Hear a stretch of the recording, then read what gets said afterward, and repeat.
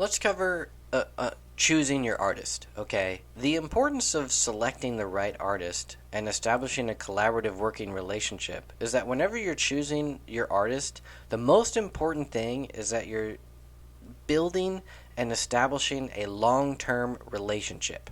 You're essentially making an investment in a person, and you're investing your time and money not only in their talent but also their character. Okay? The artist and the artwork is probably the most important aspect when it comes to marketing, because no matter how great your story is, how great your hook is, catchy the cover is, etc., if the interior artwork looks bad or unprofessional, it'll drag everything else down with it. When it comes to choosing your artist, you'll have to be strategic, okay?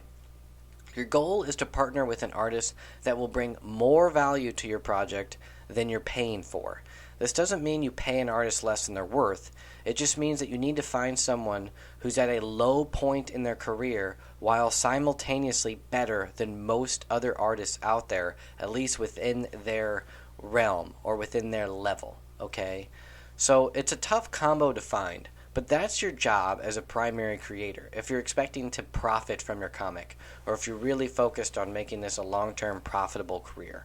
This is something that you have to put into consideration, okay, is that you're actually investing in an artist, which takes the skills that are required when investing, okay? After all, this is what investing is. You're trying to own an asset that's expected to increase in value in the future. So in the case of artists, a good way to do this is to find artists with the following characteristics. Number one is they need a unique and distinguished style. The artist must have a voice of their own. When you look at their art, it should be obvious that it's that specific artist's work. Okay? Whenever you see comic art by someone like Gabriel Umazark, Sean Gordon Murphy, Frank Miller, and so on, you can tell it's done by them without ever seeing their name in the credits. Your job is to find an artist with this uniqueness to their style. Number two is you'll maybe want to find what we call a has-been, someone with years of experience who's been on a multi-year hiatus. There are plenty of living artists who were prominent professionals with the big two publishers like Marvel and DC in the 80s, 90s, early 2000s, but they moved on to work in a different field or retired. Lots of them moved into advertising in the 90s and early 2000s, but are now that they are retired or looking to get back into comics, they are willing to back into it by collaborating with independent creators, okay? So that's a way of looking to actually invest well, is by looking for a has-been that's looking to break back in. The third way is, rather than looking for a has-been, you go the opposite direction, and you'll look for what we call fresh fish. This would be high school students, college students that are hungry for work and recognition and that are really good, but they're so young that they're unknown. Many of today's artists can start showcasing their work on social media at a young age, so you can find great young artists and snatch them up before the big people do. You can do this by researching art websites like DeviantArt, ArtStation, and of course social media like Instagram for young and undiscovered talent. The fourth way is what we call outsiders. There are plenty of multimedia artists who their primary work is in a field other than comics. They work in animation. They're storyboarders for TV or film. They work in corporate marketing, or they work in video game development, and so on, or video game or character design and things like that. And many of these artists would love to make some extra cash by working in comics as sort of a side hustle. They're willing to take on a comic project as long as they can work on it after hours, when what we call moonlighting, after their day job in whatever other field that they're in. So whenever it comes to reaching out to these artists, there's a few key things that I want to note. All right, number one is you need to be respectful. Never treat an artist with disrespect, even if they ignore you or disagree with your politics. And if you're an artist, always treat the writer with the same respect that you give to yourself. Number two is you need to establish credibility. Make it clear who you are, what past books or work you've been involved in, and any mutual friends or colleagues you may have with the artist. If you've ever been published before, or if you've ever worked with any other established creators, you'll want to make that clear right away.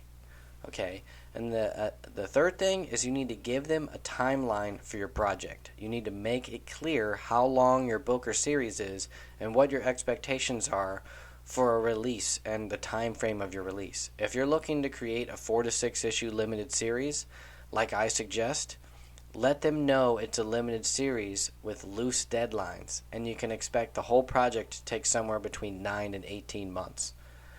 You'll also need to establish expected payments or financial options. Okay, you may not need to do this right away, but fairly quick into the meet and greet, so to speak, even if all online. You'll want to establish how you'll pay them and how often. You'll also need to establish clear publishing expectations and goals. The artist will often want to know how the book will be released. Do you already have a publisher lined up? Do you have a relationship with publishers? Do you plan on kickstarting it? Do you plan on just posting it on your website and so on? Try to have a good idea in mind, even if you're not sure. Have a game plan set up that you want to talk about pretty much right away whenever you reach out to artists.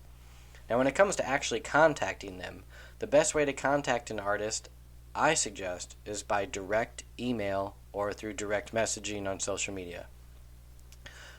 If you don't know someone at all, cold contact can be a gamble, and it can easily fall into the category of annoying if you don't do it right. So therefore, you have to be short and direct. Don't try to break the ice by showering an artist in praise or giving them your life story.